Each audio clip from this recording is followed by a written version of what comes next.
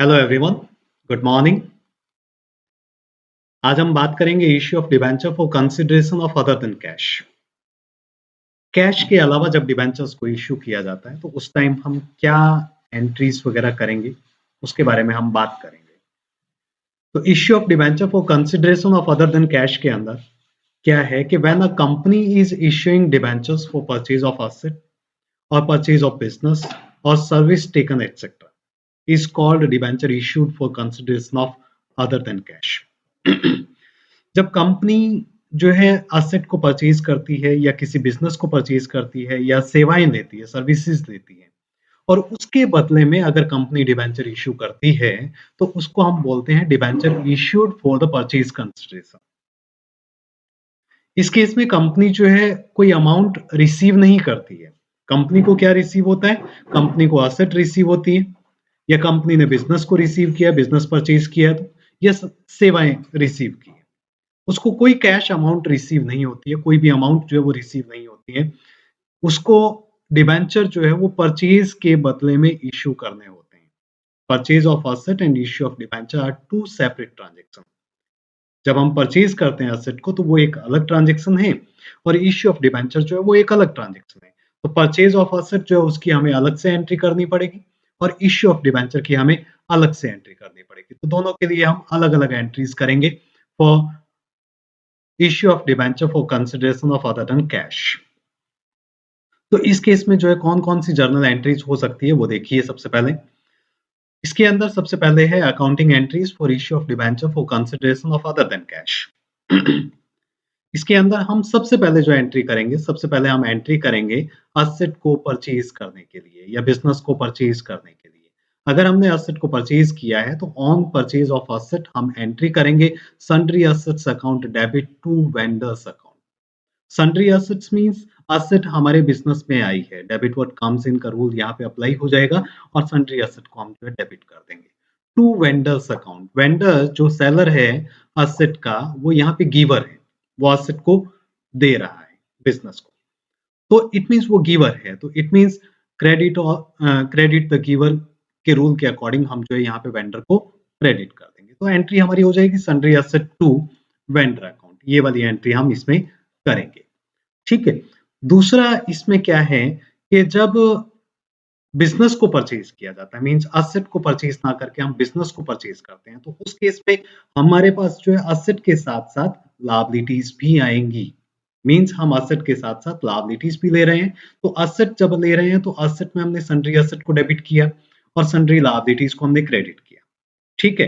अब यहाँ पे फॉर एग्जांपल मान लीजिए कि हमने जो है एसेट यहाँ पे 1 लाख रुपए की परचेज की, ठीक है। इसमें यहाँ पे मैं सन्ड्री एसेट को डेबिट कर देता हूँ 1 लाख रुपए से। तो यहाँ हमने 1 लाख रुपए की एसेट परचेज की, लायबिलिटी हमने जो है 30,000 रुपीज की ली और इसके बदले में वेंडर को हमने कितना दिया, 80,000 रुपीज पे कर दिया। अब ये जो कैपिटल रिजर्व और ये जो गुडविल है इनको एक बार छोड़ दीजिए। अगर हमने बिजनेस परचेज किया सन्ड्री एसेट 1 लाख रुपीज की, सन्ड्री लायबिलिटीज 30,000 रुपीज की और वेंडर को हम 80,000 रुपीज पे कर रहे हैं। अब यहाँ पे अगर हम डेबिट और क्रेडिट का टोटल मैच करेंगे तो यहाँ डेबिट हमारे पास 1 लाख है, क्रेडिट हमारे पास 80 प्लस 30 1,10,000 है। तो इसका मतलब यहाँ वेंडर के अकाउंट में कितना आना चाहिए था, 70,000 रुपीज आना चाहिए था, क्योंकि 1 लाख डेबिट में है, एसेट हमने 1 लाख रुपीज की लिए, 30,000 की लायबिलिटी हो गई तो 70,000 बचा। तो वेंडर को हमने पे करना था 70,000, लेकिन हम कितना पे कर रहे हैं, 80,000। 80,000 मीन्स 10,000 रुपीज एक्स्ट्रा पे कर रहे हैं। अगर हम 10,000 रुपीज एक्स्ट्रा पे कर रहे हैं तो वो किस चीज के पे कर रहे हैं, वो हम गुडविल के पे कर रहे हैं। तो it means goodwill account will be debited in that case, ठीक है। इसी टाइप से अगर मान लीजिए कि हम यहाँ पे गुडविल नहीं दिखाते हैं, इसको हमने नहीं दिखाया, यहाँ पे हमने दिखाया 1 लाख रुपीज, यहाँ हमने 30,000, यहाँ जो वेंडर है, वेंडर के अंदर हमने जो है क्या दिखाया, 60,000 रुपीज दिखाया, ठीक है। इसको छोड़ दीजिए। अब यहाँ हमारे पास सन्ड्री एसेट 1 लाख की है, 30,000 जो है लायबिलिटी के है, तो हमें 70,000 पे करना था, लेकिन हम 60,000 पे कर रहे हैं। 60,000 पे कर रहे हैं तो इट मीन्स हमें 10,000 रुपीज का प्रॉफिट हो रहा है। मीन्स हमें 70,000 पे करना था, लेकिन हमने 60,000 पे किया, तो इट मीन्स हमें 10,000 रुपीज का प्रॉफिट हुआ और ये हमारा क्या है, कैपिटल प्रॉफिट है। कैपिटल प्रॉफिट है तो इसको हम ट्रांसफर करेंगे कैपिटल रिजर्व के अंदर, तो यहाँ 10,000 रुपीज कैपिटल रिजर्व में चला जाएगा। तो यहाँ पे दो चीजें हमने ध्यान में रखनी है व्हेन बिजनेस परचेज। उस केस में अगर हमारा डेबिट ज्यादा है, डेबिट का टोटल ज्यादा है और क्रेडिट का टोटल जो है वो कम है, means debit is more than credit. अगर डेबिट क्रेडिट से ज्यादा है तो अमाउंट किस में जाएगी? कैपिटल रिजर्व में। जो डिफरेंस होगा वो आपका कैपिटल रिजर्व में चला जाएगा। इसी टाइप से अगर यहां पे आपका क्रेडिट ज्यादा है डेबिट से, तो जो डिफरेंस होगा डेबिट और क्रेडिट का वो किस में चला जाएगा? गुडविल अकाउंट के अंदर। अगर दोनों इक्वल है तो हमें गुडविल और कैपिटल रिजर्व को दिखाने की जरूरत नहीं है, लेकिन जब दोनों अलग अलग होंगे, दोनों एक साथ नहीं आएंगे, गुडविल और कैपिटल रिजर्व एक साथ नहीं होंगे, या तो हमारे पास गुडविल होगा या फिर कैपिटल रिजर्व होगा। तो गुडविल कब होगा? जब हमारा क्रेडिट का बैलेंस मीन सन्ड्री लायबिलिटीज और वेंडर का टोटल जो है वो हमारा सन्ड्री एसेट से ज्यादा हो जाए, तो उस केस में इन दोनों के टोटल में से सन्ड्री एसेट को माइनस करेंगे, जो डिफरेंस होगा उससे हम गुडविल अकाउंट को डेबिट कर देंगे। ठीक है, इसी टाइप से अगर सन्ड्री एसेट हमारी ज्यादा हो जाती है इन दोनों के टोटल से, सन्ड्री लायबिलिटीज एंड वेंडर्स के टोटल से, अगर सन्ड्री एसेट ज्यादा है तो डिफरेंस से हम कैपिटल रिजर्व को क्रेडिट कर देंगे, मींस हमें प्रॉफिट होगा अगर इन दोनों का टोटल कम है तो सन्ड्री एसेट से, और अगर सन्ड्री एसेट कम है और इन दोनों का टोटल ज्यादा है तो हम एक्स्ट्रा अमाउंट पे कर रहे हैं, that is for the goodwill, और प्रॉफिट होगा तो वो कैपिटल रिजर्व होगा। तो ये दो एंट्रीज हम करेंगे बिजनेस को परचेज करने के लिए और असेट को परचेज करने के लिए। तो असेट को परचेज करना है तो asset account debit to vendor account, और अगर बिजनेस को परचेज करना है तो sundry asset account debit sundry to sundry liabilities to vendors, अगर कोई प्रॉफिट नहीं है, कोई गुडविल परचेज नहीं की गई है तो। अगर सन्ड्री लायबिलिटीज और वेंडर ज्यादा हो जाता है सन्ड्री एसेट से तो अमाउंट चली जाएगी आपकी गुडविल में, गुडविल अकाउंट को हम डेबिट कर देंगे। अगर सन्ड्री एसेट ज्यादा हो जाती है सन्ड्री लायबिलिटीज और वेंडर से तो अमाउंट चली जाएगी आपकी कैपिटल रिजर्व में, मींस यहाँ पे हमें प्रॉफिट हो रहा है। तो ये दो एंट्रीज हम करेंगे इसमें। उसके बाद नेक्स्ट जो है इसके अंदर डिबेंचर इश्यू करने की एंट्री। अब डिबेंचर जो है हम तीन तरीके से इश्यू कर सकते हैं, मींस परचेज कंसिडरेशन के लिए अगर हमने डिबेंचर इश्यू किए हैं तो डिबेंचर जो है वो हम at par, at premium, at discount, तीन तरीके से हम डिबेंचर्स को इश्यू कर सकते हैं, at par, at premium, at discount. तो सबसे पहले देखिए इसके अंदर on issue of debenture when issued at par, जब पार पे इश्यू किया गया तो हमने वेंडर को डिबेंचर इश्यू करना है। वेंडर अकाउंट जो हमने पिछली एंट्री के अंदर जब बिजनेस को परचेज किया तो उस केस में हमने वेंडर अकाउंट को क्रेडिट किया था, ये क्रेडिट किया गया था। अब हमने इसको पेमेंट करनी है, जैसे मान लीजिए कि 70,000 रुपीज की हमने पेमेंट करनी है तो इसको हमें 70,000 रुपीज के डिबेंचर इश्यू करने हैं। ठीक है, अगर कैश में पेमेंट नहीं की गई है या किसी दूसरे माध्यम से पेमेंट नहीं की गई है तो हम इसको 70,000 रुपीज के डिबेंचर इश्यू करेंगे, क्योंकि 70,000 रुपीज हमें पे करने हैं इसको। ठीक है, तो यहाँ पे हम जो है वेंडर अकाउंट को डेबिट कर देंगे पेमेंट करने के लिए, तो ये यहाँ पे रिसीवर हो जाएगा, अमाउंट रिसीव करेगा। तो अमाउंट रिसीव करेगा तो यहाँ पे वेंडर अकाउंट डेबिट हो जाएगा, पर्सनल अकाउंट का रूल अप्लाई हो जाएगा यहाँ पे, डेबिट द रिसीवर। ठीक है, तो वेंडर अकाउंट को हमने डेबिट कर दिया, और टू हो जाएगा यहाँ पे debentures dash percentage debenture account. Debenture हमारी जो है लायबिलिटी है, एक टाइप का लोन है। ठीक है, तो हमारी लायबिलिटी इंक्रीज होगी, और जब लायबिलिटी इंक्रीज होती है तो उसको हम क्रेडिट करते हैं। तो यहाँ पे टू डिबेंचर अकाउंट, तो 70,000 रुपीज के डिबेंचर इश्यू करने हैं तो हम यहाँ पे वेंडर अकाउंट में जो कि पिछली एंट्री में 70,000 रुपीज से क्रेडिट किया गया था, तो यहाँ हम 70,000 रुपीज से इसको डेबिट कर देंगे और 70,000 रुपीज से ही हम इसको डिबेंचर को क्रेडिट कर देंगे। अब यहाँ जो नरेशन लिखा हमने, नरेशन में लिखा for dash debenture issued to vendors, dash debenture, यहाँ पे नंबर ऑफ डिबेंचर हमें कैलकुलेट करना पड़ेगा। कैसे कैलकुलेट करेंगे? ये जो अमाउंट है 70,000 रुपीज की, इस अमाउंट को हम यहाँ पे लिखेंगे 70,000 डिवाइडेड बाय, अगर ये एट पार इश्यू किया गया, एट पार मींस 100 रुपीज का डिबेंचर 100 में इश्यू किया जा रहा है, तो हम इसको डिवाइड करेंगे 100 से। तो यहां हमारे पास जो है ये आ जाएगा 700 डिबेंचर्स। तो नरेशन में हम लिखेंगे 70,000 divided by 100, 700 debentures issued to vendor. Next इसमें एंट्री होगी on issue of debenture when issued at premium. अब प्रीमियम पे इशू किया गया तो प्रीमियम आपको पता है कि वो कैपिटल प्रॉफिट है जिसको हम सिक्योरिटी प्रीमियम रिजर्व अकाउंट के अंदर ट्रांसफर करते हैं और जिसमें सिक्योरिटी प्रीमियम रिजर्व अकाउंट को क्रेडिट किया जाता है। तो यहां जब हम डिबेंचर इशू करेंगे तो ये जो एंट्री की है हमने एट पार, सिंपल है, इसी से समझ लीजिए आज आप पार वाली एंट्री से कि यहाँ पे वेंडर अकाउंट डेबिट हुआ, टू डिबेंचर अकाउंट क्रेडिट हुआ। अब सिक्योरिटी प्रीमियम रिजर्व है तो to security premium reserve account और क्रेडिट हो जाएगा इसके साथ में। तो ये एंट्री हो गई हमारी vendor account debit to dash percentage debenture account to security premium reserve account. अब यहाँ पे भी हमने 70,000 के ही डिबेंचर इशू करने हैं, अगर प्रीमियम पे भी इशू करने हैं तो अब नंबर ऑफ डिबेंचर यहाँ पे हमें कैलकुलेट करना पड़ेगा।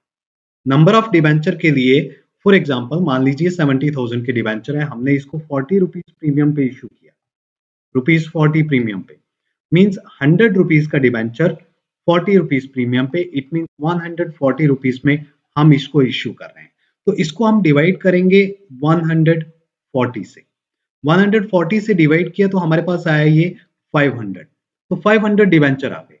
अब 500 डिबेंचर आ गए तो 500 इंटू 100 रुपीज का डिबेंचर है, तो 50,000 रुपीज तो हमारे डिबेंचर में चले गए। ठीक है, अब सिक्योरिटी प्रीमियम रिजर्व में कितना हुआ, यहां से हमने 500 डिबेंचर कैलकुलेट किया, 500 इंटू ये 40 रुपीज प्रीमियम पे इशू किए जा रहे हैं, तो 40 रुपीज प्रीमियम पे इशू किए जा रहे हैं तो 40 से इसको मल्टीप्लाई कर दो, 20,000 रुपीज हमारे सिक्योरिटी प्रीमियम रिजर्व के अंदर चले गए। ठीक है, तो इस तरीके से हम क्या है इसमें सिक्योरिटी प्रीमियम रिजर्व की एंट्री भी कर सकते हैं when debentures are issued at premium to the vendor. तीसरा इसमें एंट्री हो सकती है जब डिबेंचर्स को डिस्काउंट पे इशू किया गया हो। जब डिबेंचर को डिस्काउंट पे इशू किया गया है तो डिबेंचर देखिए यहाँ पे हमें ज्यादा डिबेंचर इशू करने पड़ेंगे। यहाँ पे देखिए, यहाँ पे तो जितनी अमाउंट हमने वेंडर को पे करनी है उतनी ही अमाउंट के डिबेंचर इशू किया हमने। जब प्रीमियम पे इशू किया जा रहा है तो जितनी अमाउंट हमने वेंडर को पे करनी है उससे कम अमाउंट के डिबेंचर इशू किया हमने, क्योंकि प्रीमियम पे इशू किया जा रहा है। और जब हम डिस्काउंट पे इशू करेंगे तो उस केस में जितनी अमाउंट हमने वेंडर को पे करनी है उससे ज्यादा अमाउंट के डिबेंचर इशू करने पड़ेंगे, क्योंकि डिस्काउंट दी जा रही है, वहां पे कम वैल्यू पे इशू किया जा रहा है। तो इसलिए हम एंट्री करेंगे इसमें, जो discount on issue of debenture है वो हमारे लिए एक लॉस है, कैपिटल लॉस, तो उसको हम डेबिट करेंगे discount on issue of debenture को। तो इसमें एंट्री होगी vendor account debit discount on issue of debenture account debit to dash percentage debentures account. ठीक है, अब इसमें मान लीजिए कि 100 रुपए का डिबेंचर था हमारा, अब इसको 30 रुपीज डिस्काउंट पे इशू किया जा रहा है। अब 30 रुपीज डिस्काउंट पे इशू किया जा रहा है तो यहाँ पे हमने 70,000 रुपीज इसको पे करने वेंडर को। ठीक है, तो यहाँ पे 70,000 को क्या करेंगे, ये 70 रुपीज डिस्काउंट पे इशू किया जा रहा है तो सॉरी 30 रुपीज डिस्काउंट पे इशू किया जा रहा है, तो 30 रुपीज को इसमें से माइनस कर दो, तो हमारे पास अमाउंट आई 70 रुपीज। तो ये एक डिबेंचर 70 रुपीज में इशू किया जा रहा है, तो इसको 70 से डिवाइड कर दो, 70 से डिवाइड किया तो हमारे पास आया 1000, तो यहाँ पे नंबर ऑफ डिबेंचर आ गया 1000। अब 1000 को 100 से मल्टीप्लाई कर दो, क्योंकि डिबेंचर की फेस वैल्यू 100 है, तो ये हमारे पास डिबेंचर अकाउंट में डिबेंचर अकाउंट में ये 1 लाख रुपीज हमारा चला गया। मींस हमने क्या किया, 1000 को 100 से मल्टीप्लाई कर दिया। अब इसमें 30 रुपीज का डिस्काउंट है, तो 1000 को 30 से मल्टीप्लाई करेंगे तो 30,000 रुपीज हमारा डिस्काउंट में डेबिट हो जाएगा। तो इस तरीके से हम जो है एंट्री करेंगे when debentures are issued at par, at premium, at discount to the vendor और for the purchase consideration. Next इसमें एक इलस्ट्रेशन देख लीजिए, इसमें कहा है कि Y limited purchase asset of rupees 99,000 from X limited. It was agreed that the purchase consideration will be paid by issuing 10% debentures of rupees 100 each past necessary journal entries when debentures have been issued at par, at 10% premium, at 10% discount। तीन cases इसमें दिए हुए हैं कि at par issue किया गया है, eight 10% premium issue किया गया है, एट 10% डिस्काउंट इशू किया गया। तो तीन एंट्री जो हमने अभी पढ़ी थी, तीन तो वो एंट्री और एक एंट्री असेट को परचेज करने की। वाई लिमिटेड ने परचेज किया है असेट को किससे? एक्स लिमिटेड से। तो यहाँ वेंडर कौन हो गया? X limited. ये जो एक्स लिमिटेड है ये यहाँ पे वेंडर है। तो एक्स लिमिटेड को हमने डिबेंचर इशू कर दी। तो यहाँ पे देखिए हम एंट्री करेंगे सबसे पहले असेट को परचेज करने की। असेट हमारे पास आएगी बिजनेस में, तो हम क्या कर देंगे? असेट अकाउंट को डेबिट कर देंगे।